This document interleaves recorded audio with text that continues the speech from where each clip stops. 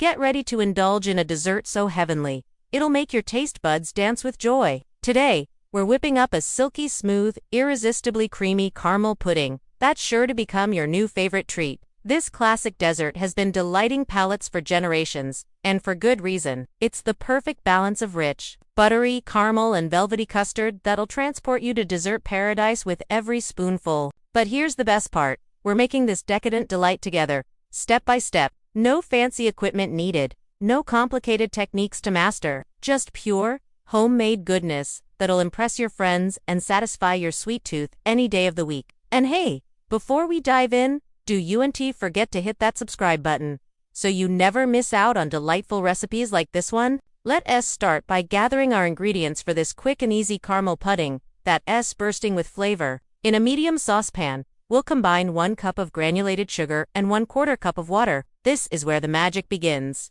We're about to transform these simple ingredients into a luscious caramel that'll form the base of our pudding. Now, here's where you come in. I want you to place the saucepan over medium heat and watch closely as the sugar begins to dissolve. Don't stir it just yet. We want to let the heat do its work. As the mixture starts to bubble and turn golden, give the pan a gentle swirl.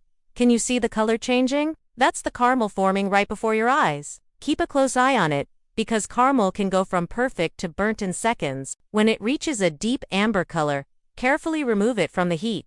Now, this next part is where we need to be extra careful. Slowly add 1/4 cup of warm water to the caramel. It'll sputter and steam, so keep your hands back. Stir gently until the caramel is smooth and glossy.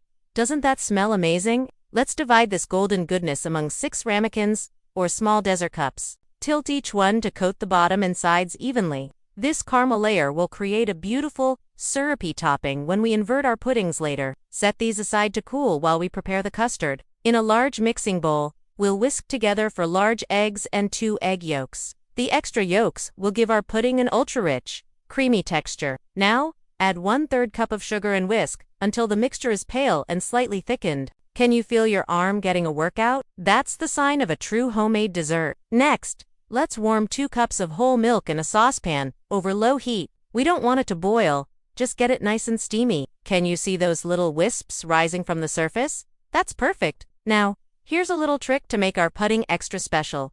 Add a vanilla bean, split and scraped, to the milk. Those tiny black specks are packed with intense vanilla flavor that'll take our pudding to the next level. Slowly pour the warm milk into our egg mixture, whisking constantly. This is called tempering, and it's crucial to prevent the eggs from scrambling.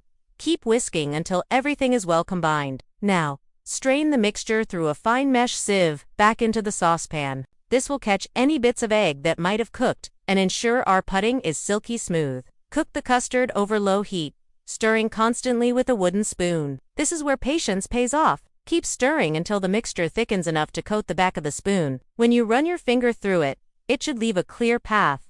Can you see it? That's the sign that our custard is ready. Now for the fun part. Let's pour the custard into our caramelized ramekin. Fill them almost to the top, leaving just a little space. Place the ramekins in a large baking dish and carefully pour hot water around them, about halfway up the sides. This water bath will help our puddings cook evenly and develop that perfect, creamy texture. Slide the baking dish into a preheated 325 degrees Fahrenheit oven and let the magic happen. In about 30 to 35 minutes, your kitchen will be filled with the most incredible aroma of caramel and vanilla. The puddings are done when they reset around the edges, but still have a slight jiggle in the center. Give the dish a gentle shake. Can you see that wobble? That's exactly what we're looking for. Carefully remove the ramekins from the water bath and let them cool to room temperature. Then, pop them in the fridge for at least 2 hours, or overnight if you can resist the temptation. The waiting is the hardest part, but I promise it's worth it. When you're ready to serve, run a knife around the edge of each ramekin to loosen the pudding. Place a dessert plate on top and quickly invert it. Give it a little shake, and your pudding should slide right out. Listen for that satisfying slurp as the caramel sauce cascades over the sides. Isn't that a beautiful sight? Take a moment to admire your creation. The golden caramel pooling around the creamy custard, those tiny flecks of vanilla bean throughout. It's a work of art.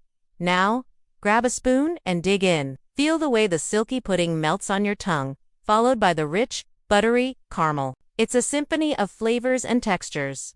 that'll have you closing your eyes in pure bliss. And there you have it. A classic caramel pudding that's sure to become a family favorite. It's elegant enough for special occasions, but simple enough to whip up whenever the craving strikes.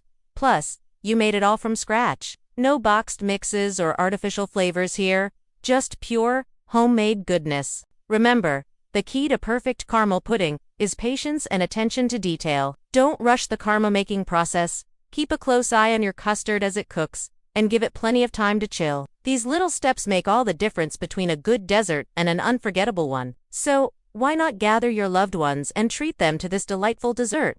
It's the perfect way to end a meal or brighten up any day of the week.